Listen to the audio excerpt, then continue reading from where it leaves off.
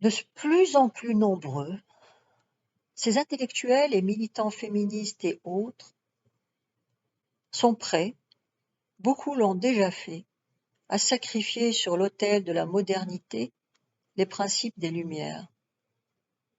Trop abstraits pour saisir la diversité du monde, disent-ils doctement. Ils revendiquent la liberté comme héritage des Lumières, mais sans les principes qui l'ont fondée. Une amie féministe, philosophe, essayiste et professeure à l'université de Naples m'a dit un jour: « Il n'y a plus de centralité. Aujourd'hui, la vérité du monde est dans la périphérie. »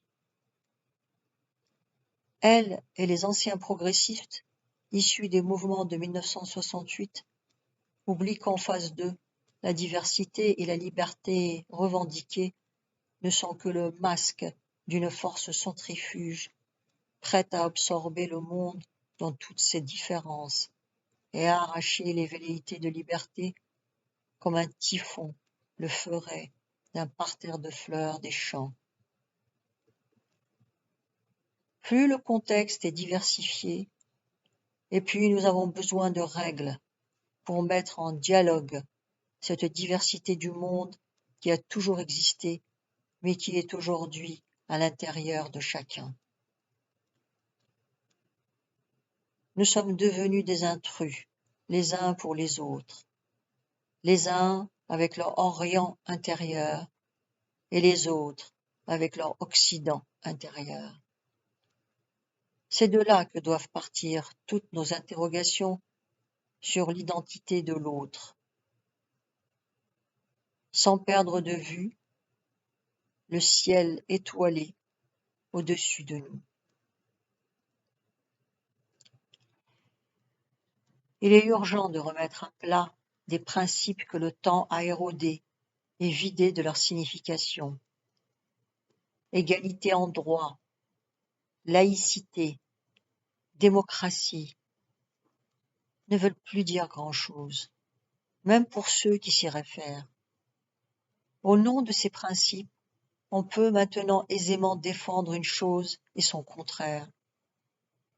Il est de plus en plus difficile de se faire entendre.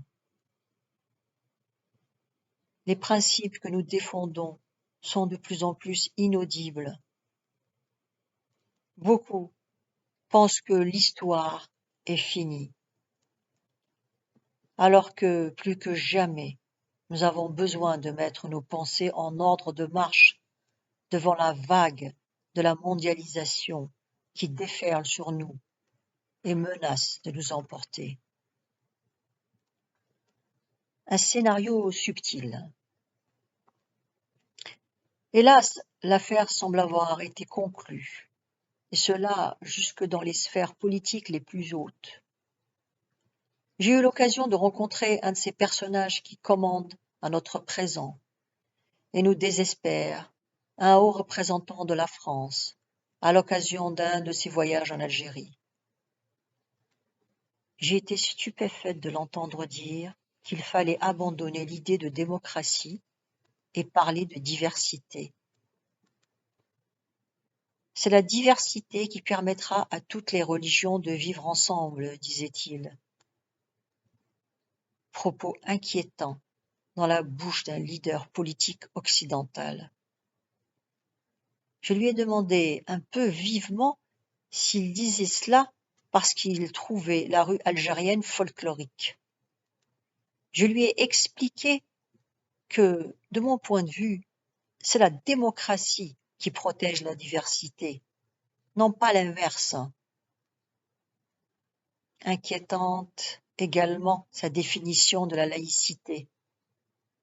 C'est, disait-il, le respect de toutes les religions. Il a fallu ici encore que je lui exprime mon désaccord. La laïcité, c'est d'abord et avant tout le respect de la liberté de conscience. C'est là, et seulement là, que réside la mission des États, garantir la liberté de conscience de tous.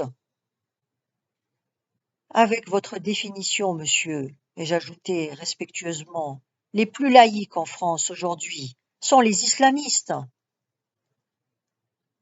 Ce rapide échange avec l'homme politique français et le lieu où il se passait, l'Algérie, les enjeux entre nos deux pays n'ont fait que confirmer en moi l'idée que la mise en avant de la diversité obéit davantage à une volonté de vider les problèmes de leurs enjeux politiques que d'accéder à une reconnaissance des différences. Le discours de l'Europe sur la diversité n'est pas le signe d'une ouverture vers l'autre, ni de la volonté d'avoir un dialogue constructif avec les autres peuples, mais du désir de maintenir les frontières et d'avoir la paix. C'est un discours hygiénique et sécuritaire, un discours qui considère d'abord les intérêts de l'Europe, quoi de plus normal, mais qui a aussi, hélas, des conséquences sur le devenir des pays du Maghreb.